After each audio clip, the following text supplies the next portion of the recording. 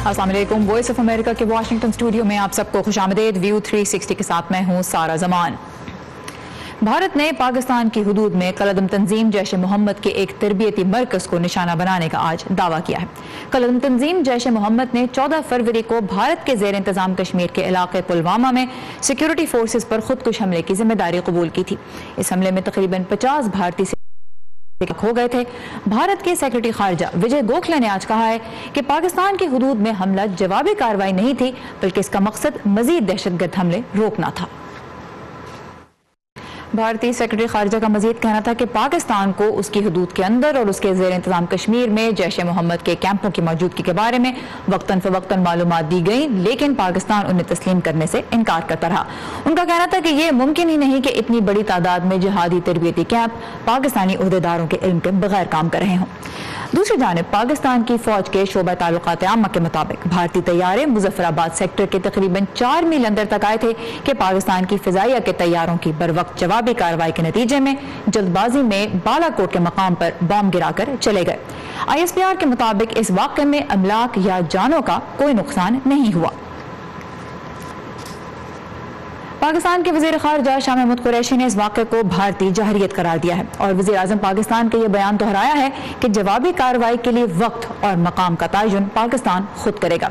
वज़ीर आज़म इमरान खान ने गुज़िश्ता हफ्ते ही मुल्क की मुसल्लह अफ़वाज को भारत की जानिब से किसी भी जारहियत का जामे और फैसला कुन जवाब देने का इख्तियार भी दे दिया था। पाकिस्तान का मौक़िफ़ यह है कि पुलवामा हमले में रियासत पाकिस्तान किसी सूरत मुलव्विस नहीं और यह कि इस हमले की मनसूबाबंदी मकामी सतह पर हुई थी। The forum strongly rejected Indian claim of targeting an alleged terrorist camp near Balakot and the claim of heavy casualties. Pakistan ने भारत का ये दावा मुस्तरद कर दिया कि उसने पाकिस्तान की हुदूद में जैश मोहम्मद या किसी भी तंजीम के ठिकाने को निशाना बनाया हो और साथ में ही हलाकतों का भी जो क्लेम भारत की तरफ से आ रहा है उसको पाकिस्तान के वज़ीर ख़ारजा शाह महमूद कुरैशी ने मुस्तरद कर दिया। भारत में आज के इस वाक़े को कैसे देखा जा रहा है, इस बारे में हम मालूमात लेंगे भारतीय दारुल हुकूमत दिल्ली में मौजूद हमारी साथी रितुल जोशी से। रितुल, ये बताइएगा कि BJP की हुकूमत इसको कैसे पेश करी है और उसके जवाब में मुख्तलिफ हल्कों का, सियासी जमातों का भी और तज्ज़ियाकारों का भी इस पर क्या नुक्ता नज़र सामने आ रहा है? सारा, अगर आज के आप एयर स्ट्राइक्स को देखेंगे तो भारतीय हुकूमत इसे सीधे तौर पर एक बोल्ड, डिसाइसिव और रिस्पॉन्सिबल एक्शन करार दे रही है। उसका कहना है कि बाकायदा इंटेलिजेंस पहले इकट्ठा की गई और उसके बाद बहुत ही प्रेसिशन स्ट्राइक थी, ये लेजर गाइडेड बॉम्ब्स थे जिनके जरिए सिर्फ एक टेरर कैंप को निशाना बनाया गया और उसमें न सिर्फ दहशतगर्द बल्कि उनके कमांडर्स और ऐसे कई जिहादी जो फिदायीन हमलों की तैयारी कर रहे थे और भारत पर हमला कर सकते थे, एक और दहशत हमला कर सकते थे, उनको किया गया। दूसरी चीज जो बात कही वो ये बहुत ही रिस्पॉन्सिबल एक्ट था क्योंकि इससे कुछ ऑडियो इश्यूज इस वक्त हमें रितुल कुछ ऑडियो इश्यूज का सामना हो रहा है। तो एक तो आपने ये बताया कि भारत की जो हुकूमत है वो इसको एक प्रिसीजन स्ट्राइक के तौर पे और एक बहुत ही वेल प्लान्ड इंटेलिजेंस की बुनियाद पे बेस्ड एक प्लान के तहत की गई कार्रवाई का कह रही है। अब ये बताइएगा कि भारत अब सिफारती सतह पे क्या कोशिशें कर रहा है, डिप्लोमेटिक लेवल पे क्या किस तरह से एतमाद में ले रहा है दूसरे मुल्कों को? डिप्लोमेटिक पार्लेज जो थे वो इस जैसे ही भारत की तरफ से ऑफिशियल कंफर्मेशन इस एयर स्ट्राइक का आया उसके फौरन ही बाद जो फॉरेन सेक्रेटरी है विजय गोखले, उन्होंने तमाम ऑनवॉयज की ब्रीफिंग शुरू कर दी। P5 से लेके आसियान मुल्कों से लेके जितने भी नेबरिंग कंट्रीज हैं उन सबको ब्रीफ किया गया और अभी तक जब हमला हुआ था उसके बाद भी इन सारे ऑनवॉयज को ऑनबोर्ड किया गया था। और अगर हम इंटरनेशनल सपोर्ट की बात करें सारा, तो भारत की तरफ से इसी तरह के संकेत मिल रहे हैं कि सपोर्ट भारत की तरफ है। ऑस्ट्रेलिया में तो फॉरेन मिनिस्टर ने साफ तौर पर ये स्टेटमेंट जारी करके कहा है कि वक्त आ गया है कि पाकिस्तान जैश के ऊपर भी कोई एक्शन ले और साथ ही साथ दहशतगर्दों पर कोई डिसाइसिव एक्शन अब ले। इसके अलावा अब चाइना या यूरोपियन यूनियन की बात करेंगे तो उन्होंने रिस्ट्रेन बरतने को कहा है, जो कि एक बहुत ऑब्वियस सा स्टेटमेंट भी है सारा। अच्छा, उस वक्त चूंकि ऑडियो इश्यूज हो रहे थे तो मैं ये सवाल आपसे दोबारा करना चाहूंगी कि भारत में जो मुख्तलिफ हल्के हैं वो आज की कार्रवाई के बारे में क्या कह रहे हैं जिसको भारतीय हुकूमत एक प्रिसीजन स्ट्राइक के तौर पर प्रेजेंट कर रही है? सारा, चाहे वो सियासी पार्टियां हो, चाहे वो अपोजिशन पार्टीज हो या फिर मीडिया हो या फिर आम लोग हो, इस स्ट्राइक का सबने کیا ہے, کیونکہ بھارت کی حکومت نے سے جس طرح سے پیش کیا کہ آتنکوادی ٹھکانے کو پوری طرح سے نیستنابود کیا گیا ہے. جو اپوزیشن پارٹیز ہیں وہ بھی اس وقت کر رہی ہیں اس فیصلے کا. حالانکہ سرکار کی انہوں نے اس حکومت کی کوئی تعریف نہیں کی, انہوں نے انڈین ایئر فورس کو بدائی دی اور کہا ہے کہ وہ جوانوں کے ساتھ ہیں. اور اگر آپ ملک میں باقی حلقوں میں کوئی بھی ریاکشن دیکھیں گے تو اس وقت ایک کا ہی ماحول ہے اور سب جگہ اس کا صاف طور پہ نظر آتا ہے سارا. اور بھائی رتل جوشی ہمارے ساتھ تھیں بھارتی دارالحکومت دہلی سے. رتل بہت شکریہ. اور اب ہم چلیں گے اسلام آباد میں ہمارے ساتھی صحافی عاصم رانا کی جانب. اور عاصم, آپ سے میں یہ جاننا چاہوں گی کہ پاکستان کی وزارت خارجہ کی سٹیٹمنٹ تو اب سب کے سامنے ہے, لیکن بین الاقوامی سطح پہ اس معاملے کو ہینڈل کرنے کے لیے کیا اسٹریٹجی ترتیب دی جا رہی ہے؟ کچھ واضح ہے اس بارے میں؟ جی بالکل سارا, اس حوالے سے پاکستانی دفتر خارجہ نے جو کہا ہے کہ وہاں پر وہ مختلف اقدامات کر رہے ہیں. جتنے بھی اپنے دوست ممالک ہیں بالخصوص چائنا اور اس کے علاوہ مڈل ایسٹ جو کنٹریز ہیں ان کے ساتھ پاکستان رابطہ کر رہا ہے. چینی سفیر جو ہے وہ اب سے کچھ دیر پہلے یہاں دفتر خارجہ پہنچے تھے. وزیر خارجہ شاہ محمود قریشی کے ساتھ ان کی ملاقات ہوئی, جبکہ چینی وزارت خارجہ کی جانب سے اس حوالے سے جو اسٹیٹمنٹ آیا ہے اس میں پاکستان اور بھارت دونوں کو تحمل کا مظاہرہ کرنے کا کہا گیا ہے. اس کے ساتھ ساتھ یورپی یونین کے بعض ممالک کے ساتھ بھی رابطہ کیا گیا ہے. P5 کنٹریز کے ساتھ بھی رابطہ کیا جا رہا ہے. یورپی یونین کی جانب سے بھی جو تازہ ترین اسٹیٹمنٹ آیا ہے اس میں بھی پاکستان اور بھارت کو جو ہے اس حوالے سے کہا گیا ہے کہ وہ تحمل کا مظاہرہ کریں. پاکستان کی کوشش ہے کہ زیادہ سے زیادہ ممالک تک اس بات کو پیغام کو پہنچایا جائے کہ بھارت نے جو ہے وہاں پر ٹینشن کو جو ہے وہ اسکیلیٹ کیا ہے, اور اگر یہ اسی طرح بڑھتی رہی تو خطے میں امن کو جو ہے وہاں پر جو ہے نقصان پہنچ سکتا ہے. اس حوالے سے پاکستان مختلف جتنے بھی ممالک ہیں ان کے ساتھ رابطے کر رہا ہے اور کوشش کر رہا ہے کہ وہاں پر زیادہ سے زیادہ عالمی سطح پر اپنے اس پیغام کو آگے بڑھایا جا سکے کہ پاکستان کے اوپر کسی بھی قسم کی جارحیت مزید اگر کوئی کی جاتی ہے تو پاکستان اس میں ریئیکٹ کرنے کے لیے مجبور ہوگا.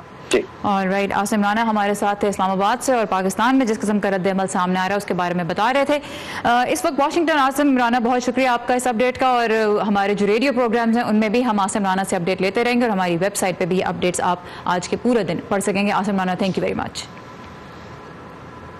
اب واشنگٹن میں اس وقت دن نکل رہا ہے, یہاں پہ بھی مختلف حلقوں کی جانب سے رد عمل آہستہ آہستہ سامنے آ رہا ہے. واشنگٹن کے تحقیقی ادارے ولسن سینٹر سے منسلک تجزیہ کار مائیکل کوگلمین نے ٹویٹر پہ اپنے تجزیے میں کہا ہے کہ پاکستان بھارتی اسٹرائک کی شدت کو کم کر کے بیان کر رہا ہے, لیکن بھارتی ایسا نہیں کریں گے. اس سے معاملے کی شدت میں اضافے کا امکان ہے, لیکن ایسا الفاظ کی حد تک ہی ہوگا, نہ کہ اقدامات میں بھی.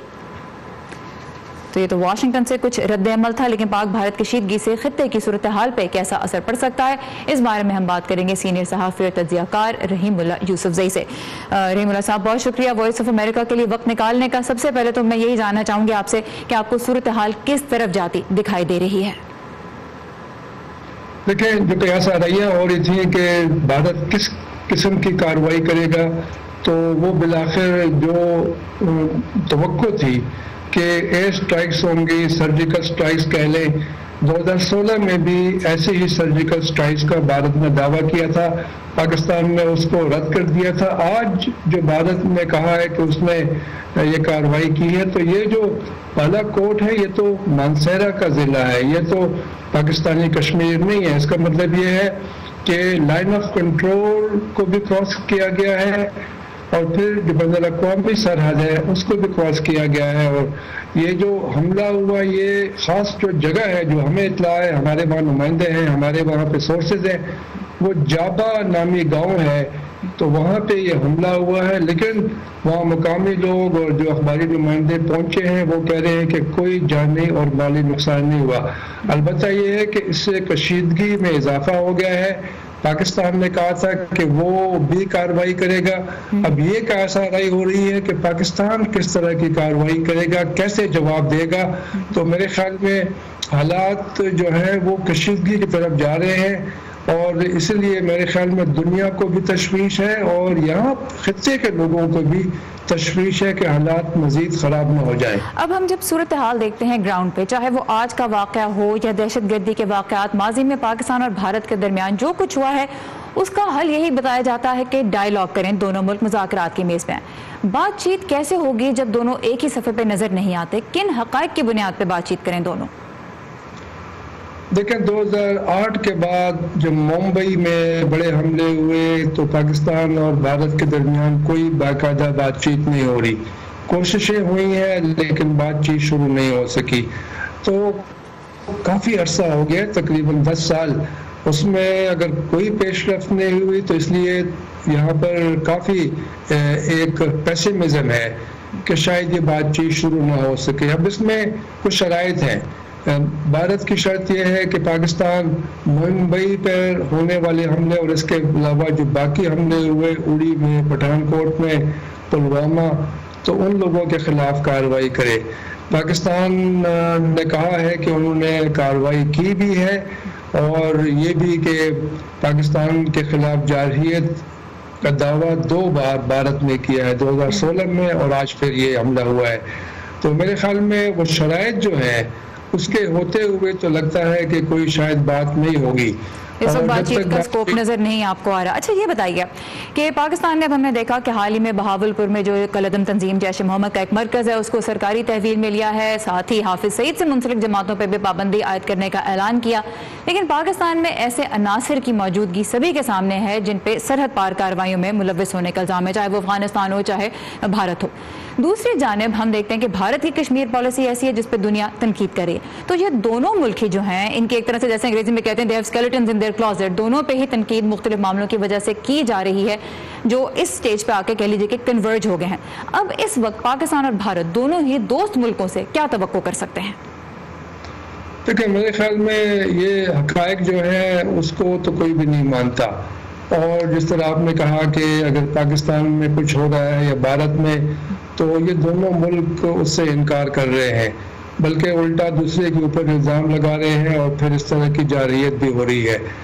اب دوست ممالک تو ان سے کہہ رہے ہیں کہ تحمل سے کام لیں اور حالات کو مزید خراب نہ ہونے دیں. میرے خیال میں کوئی بھی ملک جو ہے وہ کھل کر اس طرح کی جو حالات ہوں گے اس کی حمایت نہیں کرے گا, کیونکہ ان کو پتہ ہے کہ پہلے بھی جنگیں ہو چکی ہیں اور دونوں ایٹمی طاقت بھی ہیں. تو میرے خیال میں دنیا بھی پریشان ہے اور دنیا چاہے گی کہ حالات مزید خراب نہ ہوں. جس طرح امریکی صدر نے بھی کہا ہے کہ امریکہ اور دوست ممالک وہ بھی کوشش کر رہے ہیں کہ حالات قابو میں رہیں. میرے خیال میں یہ جو خطے کے عوام ہیں یہ ان کے بچانے کے لیے ان کے مفاد میں ضروری ہے کہ دونوں جو ملک ہیں, دونوں جو حکومتیں ہیں وہ آپس میں بات چیت شروع کریں اور اپنے مسئلے حل کرنے کی کوشش کریں. افسوس کی بات یہ ہے کہ ان کے درمیان پہلے بھی کافی مسائل تھے, کشمیر کا, سیاچن کا, سرکریک کا, پانی کے مسئلے کا, اور ابھی دہشت گردی کے مسائل, اور پھر یہ بارڈر کراس کر کے حملہ کرنا, جارحیت کرنا. میرے خیال میں کوئی بھی بات جو ہے وہ صحیح رخ پہ نہیں جا رہی اور یہ بڑی پریشانی کی بات ہے. مسائل جو ہیں ان کی فہرست بڑھ رہی ہے لیکن بات چیت کا سکوپ نظر نہیں آ رہا ہے. رحیم اللہ یوسف سے اس وقت ہمارے ساتھ تھے پشاور سے, آپ کے وقت کا بہت شکریہ. پاکستان کی حدود میں بھارتی کارروائی سے پیدا ہونے والی صورتحال کے مختلف پہلوؤں کو سمجھنے کے لیے اور ان کے ماہرین کے تجزیے پڑھنے کے لیے آپ آ سکتے ہیں ہماری ویب سائٹ urduvoa.com پر. آج کے واقعے سے متعلق مختلف ممالک کی جانب سے جو بیانات سامنے آئیں گے وہ بھی آپ ہماری ویب سائٹ urduvoa.com پہ پڑھ سکیں گے. لیکن اگر آپ کو ہماری ویب سائٹ تک رسائی میں کوئی مشکل پیش آ رہی ہے تو آئیے facebook.com/voa اردو کے پیج پہ, جہاں ہم آپ کو مسلسل باخبر رکھیں گے. امریکہ اور شمالی کوریا کے صدور دوسری سربراہ ملاقات کے لیے ویتنام پہنچ چکے ہیں. 2 روزہ اجلاس کا آغاز کل سے ہوگا. ویتنام ایک ایسا ملک ہے جہاں امریکہ نے ایک طویل عرصے تک ایک متنازع جنگ لڑی. سربراہ اجلاس کے لیے ویتنام کا انتخاب یہ پیغام بھیجتا ہے کہ اگر شمالی کوریا کے صدر کم جونگ ان امریکہ کے ساتھ تعلقات بہتر کرنا چاہتے ہیں تو وہ ویتنام سے بہت کچھ سیکھ سکتے ہیں, جس نے امریکہ کے ساتھ دشمنی سے دوستی تک کا سفر کامیابی سے طے کیا ہے. پاکستان میں مردم شماری کے مطابق 64% افراد کی عمر 30 سال سے کم ہے. تو نوجوانوں کی یہ بڑی تعداد کسی سرمایے سے تو کم نہیں, لیکن پاکستان اس سرمایے سے تبھی فائدہ اٹھا سکتا ہے اگر ان نوجوانوں کے لیے ملازمتیں بھی ہوں. دنیا کی معیشت جیسے جیسے بدل رہی ہے, روزگار کمانے کے لیے اب صرف تعلیم ہی کافی نہیں رہی, ہنر بھی دن بدن اہمیت اختیار کر رہے ہیں. لیکن پاکستان میں اس پہ توجہ کم ہی دی جاتی ہے. سکر سے کرن مرزا کی رپورٹ دیکھتے ہیں. اور اب چلتے ہیں افغانستان, جہاں ایک 27 سالہ نوجوان بچوں کو تعلیم مہیا کرنے کا بیڑا اٹھا کے آگے چل رہا ہے. اپنی سائیکل پہ وہ پورے ملک کا چکر لگا رہا ہے اور بچوں میں مفت کتابیں تقسیم کر رہا ہے. اسے امید ہے کہ اس کی یہ کوشش ایسے بہت سے لوگوں کو تعلیم حاصل کرنے کا ایک موقع دے گی جو جنگ کے باعث اس نعمت سے محروم ہے. آئیے دیکھتے ہیں اس ہفتے کا ایجوکیشن سیگمنٹ. اسی کے ساتھ ختم ہوتا ہے آج کا ویو 360، لیکن خبروں کا سلسلہ جاری رہے گا ہماری ویب سائٹ urduvoa.com پہ، جہاں آج آپ پاکستان اور بھارت میں پیدا ہونے والی صورتحال کے بارے میں مزید پڑھ سکیں گے۔ دنیا بھر سے سامنے آنے والا رد عمل بھی ہم آپ کے لیے اپڈیٹ کرتے رہیں گے، اور آپ کی رائے بھی ہم جاننا چاہتے ہیں، اس لیے لاگ آن کیجیے facebook.com/voa urdu کے پیج پہ۔ سارا زمان کو اجازت دیجیے، خدا حافظ۔